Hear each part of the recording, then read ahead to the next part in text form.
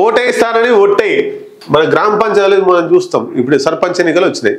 ఒక సర్పంచ్ ఎన్నికల్లో ఏం జరుగుతుందంతా ఇప్పుడు మనల్లో వాళ్ళు మందోళ్ళు ఎవరు అనేటువంటిది వాళ్ళకు నిలబడ్డటువంటి అభ్యర్థులకు అర్థమైపోతుంది. సర్పంచ్ అభ్యర్థికి అర్థమైపోతుంది. అట్లాగే వార్డు మెంబర్గా పోటీ చేస్తున్న వాళ్ళకి ఇంకా చాలా క్లారిటీ అర్థమవుతుంది.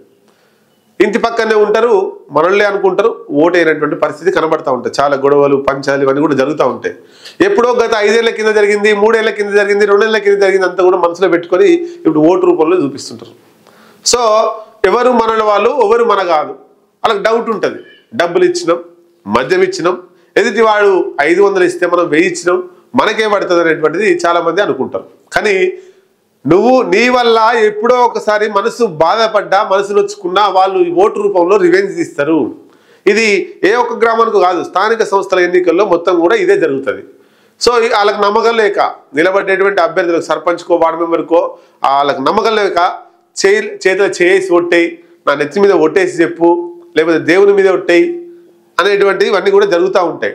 అన్ని గ్రామాల్లో జరుగుతుంటాయి.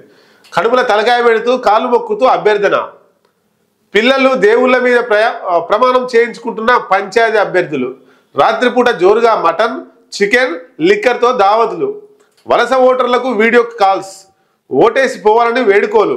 నేటితో ముగియనున్న తొలి విడత ఎన్నికల ప్రచారం, పోలింగ్కు మిగిలింది 2 రోజులే అంటూ మనం వార్త చూడొచ్చు. ఇవాళ సాయంత్రం 5 గంటల వరకు ప్రచారం బంద్. 5 గంటల తర్వాత ఎలాంటి ప్రచార కార్యక్రమాలు చేయకూడదు. రేపొక్క రోజు గ్యాప్ వస్తుంది. ఎల్లుండి ఎన్నికలు, ఎల్లుండి స్టార్ట్ అయ్యి 1 గంటలకు అయిపోతుంది. అయిపోయిన తర్వాత లంచ్ 2 o'clock కౌంటింగ్ జరుగుతుంది. 2 తర్వాత కౌంటింగ్ స్టార్ట్ అయ్యి 5-6 గంటల వరకు లోపు ఈ అభ్యర్థుల వార్డు మెంబర్లు, సర్పంచ్తో పాటు ఉప సర్పంచ్ ఎన్నిక లాంఛనప్రాయంగా అప్పుడే ఎన్నికల ఫలితాలు ప్రకటించబడతాయి. సో ఇన్ని రోజులు, ఒక 10-15 రోజుల నుండి రోజుకు లక్షలాది రూపాయలు ఖర్చు పెట్టుకున్నటువంటి వ్యక్తులు ఇక వాళ్ళకి ఒక్కరోజే చాలా గోల్డెన్ టైం అన్నట్టు, గోల్డెన్ డే అన్నట్టు.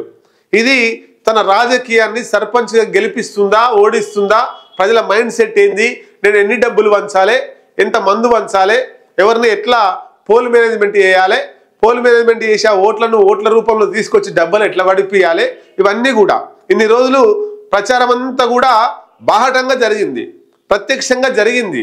ఇప్పుడంతా కూడా ఎత్తులు, పై ఎత్తులు, రహస్యంగా ఇప్పుడంతా కూడా స్కెచ్లు వేస్తూ కూర్చుంటారు. సో ఎన్నికలకు సంబంధించి ప్రచారం అంతా కూడా ఇయాడితో ముగియబోతుంది.